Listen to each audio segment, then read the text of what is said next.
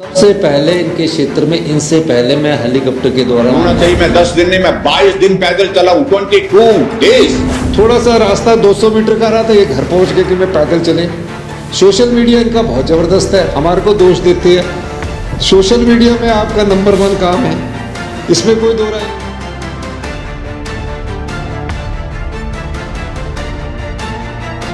अध्यक्ष महोदय, मैं पूरी जिम्मेवारी के साथ कहता हूँ, पूरे हिमाचल प्रदेश में आपदा में जितना ज्यादा आपके मंत्री गए होंगे, इनका दायित्व भी है, आपके कुछ और लोग भी गए होंगे, लेकिन मैं विपक्ष के नेता होने के नाते, आप यही कहते थे सराज जाते, सराज में तो मैं घूमा, आपने जाकर के मेरे विधानसभा क्षेत्र में हेलीकॉप्टर से हेलीपैड पे उतरने के बाद कहा कि जयराम का इलाका है, आपदा आई है, जयराम को 10 दिन यहां पर घूमना चाहिए। मैं 10 दिन नहीं, मैं 22 दिन पैदल चला हूं, 22 डेज, और मेरा दायित्व बनता था वो।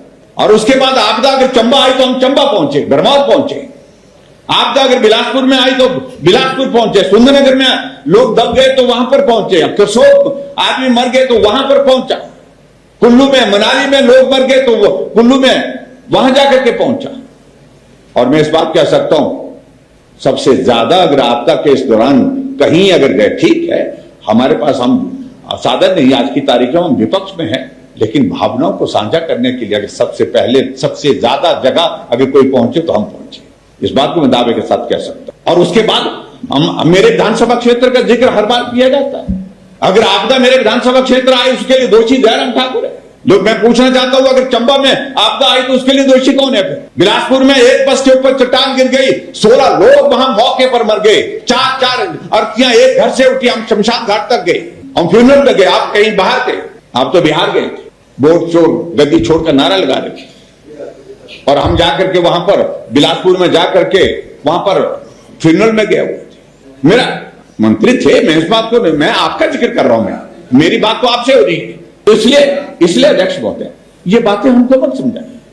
आप बाद में भी जा सकते, बाद में भी नहीं गए।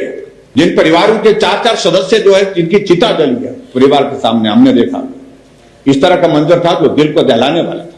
लेकिन अध्यक्ष महोदय ये सारी चीजें सरकार के लिए नहीं, ये सत्ता में है, सत्ता में तो ये सारी चीजों का कोई नहीं लग रहा शायद।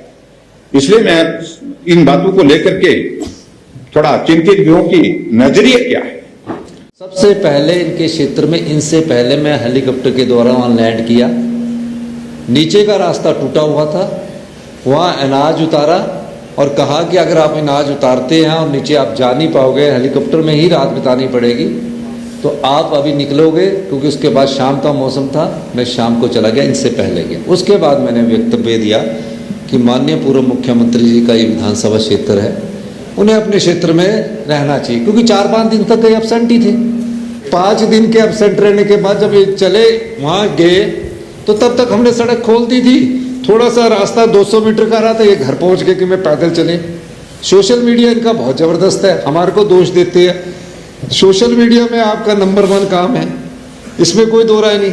फिर देखिए माननीय अध्यक्ष महोदय, PWD मिनिस्टर वहाँ गए, राजस्व मंत्री जी वहाँ गए, मैं खुद भी एक रात पूरे विधानसभा क्षेत्र में गया, जहाँ आप भी गए, सब जगह गया, क्षेत्र का दौरा किया। पॉक लाइनें कितनी लगानी है कोई अंदाजा नहीं लगा सकता आप। युद्ध स्तर पर हमने पॉक लाइन और JCB लगाई इनके रोड्स खोलने के लिए। 50 और 55 युद्ध स्तर पर पॉक लाइन्स हमने युद्ध स्तर पर लगाई। इनका विधानसभा क्षेत्र था, अगर राजनीतिक द्वेष रखना होता तो वो भी ना रखते। चीफ इंजीनियर को बोला, चीफ सेक्रेटरी को बोला कि इनसे बात कीजिए, इनके क्षेत्र की जो समस्याएं हैं, हमने किया।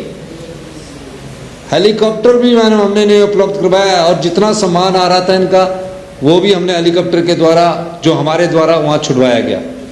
इनके लिए भी ढेरों सारे सामान आए, इन्होंने सारा स्टोर किया। बीजेपी का कार्यकर्ता कौन है?